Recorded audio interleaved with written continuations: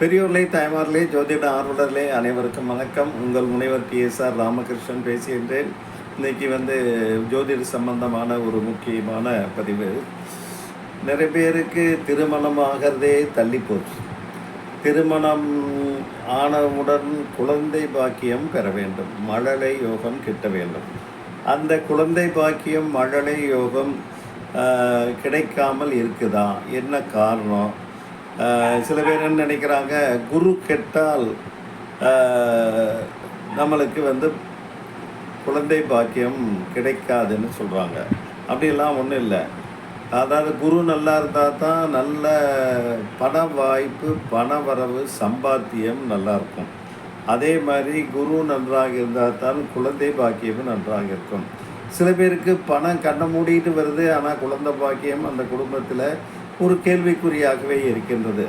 ஆக இந்த மாதிரி இதெல்லாம் இது எல்லாத்தையும் நம்ம தெரிஞ்சிட்டோம்னா நமக்கு நல்லது நடக்குமா, தெரிந்து கொள்ள முடியுமா என்றால் நிச்சயமாக முடியாது. நமக்கு மேலே ஒரு சூப்பர் பவர் கடவுள் நம்ம எந்த ரூபத்தில் வேண்டுமானாலும், யார் அவங்கள் பிரியத்திற்கேற்ப இஷ்ட தெய்வமாக வைத்து வழிபாடு செய்தாலும் அந்த கடவுள் அருள் இருந்தால்தான் நமக்கு எல்லா நலன்களும் கிட்டும். அதாவது எந்த நிலையிலையும் அந்த சூட்சும ரகசியத்தை யாராலும் தெரிந்து கொள்ள முடியாது. அதை ஜோதிடத்திலே நம்ம என்ன புலமைத்துவம் பெற்றிருந்தாலும் ஒரு கோடிட்டு காண்பிக்கலாமே தவிர பரிபூர்ணமாக இதுதான் சொல்யூஷன்னு சொல்ல முடியாது. அதனால தான் நிறைய பேர் என்ன சார் ஜோதிடத்தில் சொன்னீங்க, இந்த வருஷம் கல்யாணம் ஆயிரும், நீங்கள் இந்த வருஷம் வீடு வாங்குவீங்கன்னு சொன்னீங்க, இந்த வருஷம் குழந்தை பாக்கியம் வரும்னு சொன்னீங்க, இல்லை விரயமாகும்னு சொன்னீங்க, மயிரிலையிலே எல்லாமே நான் உயிர் தப்பினேன். இதெல்லாம் நம்ம தினசரி அன்றாட நிகழ்ச்சிகளில் எங்களுடைய கிளைண்ட்டுகள் கேட்கக்கூடிய கேள்வியாக இருக்கின்றது. அதாவது அதனால தான் கடவுளை அறிந்து கொண்டு அவருடைய அருள்படி நம்ம செய்ய வேண்டும். அதே மாதிரி கர்ம வினைன்னு ஒன்று இருக்குது பார்த்தீங்களா? நாம் செய்யும் பாவ புண்ணியத்தினுடைய கணக்கு, முந்தின ஜென்மங்களில் செய்த பாவ புண்ணியங்கள் இந்த பிறவியில் நமக்கு அதற்குண்டான ஆதாரமாக அமைந்து விடுகின்றது. ஜோதிட ரீதியாக நம்ம பார்த்தோம் அப்படின்னா குழந்தை பாக்கியம் உருவாக சுக்கிலகாரகன் சுக்கிரன் பலமாக இருக்க வேண்டும். அதே போல் காரக கிரகமாகிய குருவும் பலமாக இருக்க வேண்டும். அதைவிட முக்கிய அமைப்பு 5ஆம் அதிபதி பூர்வ புண்ணியஸ்தானம், புத்திர பாக்கியத்திற்குண்டான ஸ்தானம். 5ஆம் அதிபதியும் ஒருவருடைய ஜாதகத்திலே பலமாக அமைய வேண்டும். ஆக 5ஆம் அதிபதி பலமாக அமைய வேண்டும், குரு பலமாக இருக்க வேண்டும், குழந்தைகாரத்திற்குண்டான சுக்கிரன் பலமாக இருக்க வேண்டும்.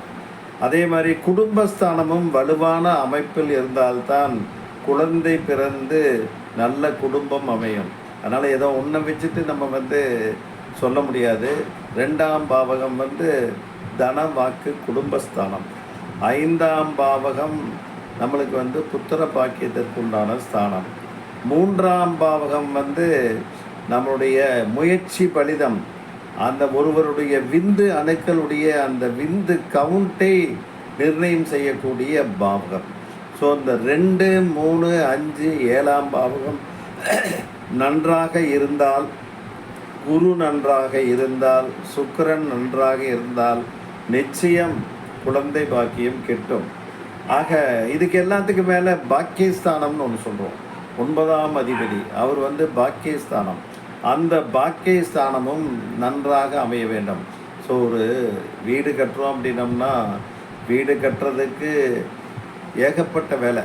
முதல்ல இடம் வாங்கணும், அப்புறம் பில்டிங் பிளான் அப்ரூவல் வாங்கணும், அப்புறம் பணம் வேணும் கட்டுறதுக்கு, அஸ்திவாரம் போடணும், கருங்கல் கட்டடமா இல்லை காலம் போடுறோமா இல்லை பில்லர் போடுறோமா, அதுக்கப்புறம் மேலே பேஸ் லெவலுக்கு மேலே செங்கல் கட்டடமா, ஹாலோ பிளாக்ஸா இல்லை இந்த பிரிக்ஸா, இதெல்லாம் டிசைட் பண்ணி அதுக்கப்புறம் கொத்தனார், அதுக்கப்புறம் சிட்டால், அதுபோக மேலே லிண்டல் போடுறதுக்கு, ட்ரெஸ் கட்டுறதுக்கு, மேலே காங்கிரீட் போடுறதுக்கு நம்ம அந்த காங்கிரீட் கட்டக்கூடிய இது கம்பிகள் வளைத்து கட்டக்கூடிய நபர்கள், அப்புறம் சென்ட்ரிங், அப்புறம் காங்கிரீட், அப்புறம் பூச்சு, அதுக்கப்புறம் ஃப்ளோரிங், டைல்ஸு, டெக்கரேஷன், இவ்வளவு விஷயம் வரும்போது சாதாரணமான ஒரு மனிதர், அவர் ஏழையாக இருந்தாலும், கோடீஸ்வரராக இருந்தாலும், இல்லை அரசியலில் பெரிய அமைச்சராக இருந்தாலும், குழந்தை பாக்கியம் ஒரு முக்கியமான அம்சம். அவருடைய வம்சம் தலைத்து வாழையடி வாழையாக அது முன்னேற வேண்டுமென்றால் குழந்தை பாக்கியம் வேணும். ஆக இந்த குழந்தை பாக்கியம் நன்றாக அமைய ஒருவருக்கு லக்னாதிபதி நன்றாக இருக்க வேண்டும், 2ஆம் இடம் தனவாக்கு குடும்பஸ்தானம் நன்றாக இருக்க வேண்டும், 3ஆம் இடம் முயற்சி ஸ்தானம் விந்து அணுக்களை கவுண்டர் நிலையம் பண்ணக்கூடிய பாவகம் நன்றாக இருக்க வேண்டியும், அஷ்டவர்க்கம் நல்லா இருக்கணும். 5ஆம் இடம் புத்திர ஸ்தானத்துக்கு உண்டான 5ஆம் பாவகம், 5ஆம் பாவகாதிபதி நீச்சமாக கூடாது, 6, 8, 12 மறையக்கூடாது. 7ஆம் பாவகம் கலத்திரகாரகன், அதே மாதிரி சுக்கிரன் கலத்திர பாவகம். ஆக குருவும் சுக்கிரனும் இணைந்து இந்த 4 பாவங்கள் 2ஆம் பாவம், 3ஆம் பாவகம், 5ஆம் பாவகம், 9ஆம் பாவகம், இது எல்லாம் நன்றாக இருந்தால்தான் குழந்தை பாக்கியம் கிட்டும். அதே போல் அந்த தசாபுத்தி அந்த 2, 5, 7, 9, 11ஆம் அதிபதி தசாபுத்தி நடக்கும் காலங்களில் வேறு ஏதாவது ஒரு பாயிண்ட் வீக்காக இருந்தாலும் குழந்தை பாக்கியம் அவர்களுக்கு கிட்டுவதற்கு நல்ல வாய்ப்பை உருவாக்கி தரும். ஆகவே எல்லோரும் கண்டிப்பாக உங்கள் இஷ்ட தெய்வம் எதுவாக இருந்தாலும் குலதெய்வத்தை மறந்து விடாதீர்கள். குலதெய்வம்தான் ஒருவருடைய குடும்பத்தை வாழையடி வாழையாக வம்சாவளியாக வளர வைக்கும்.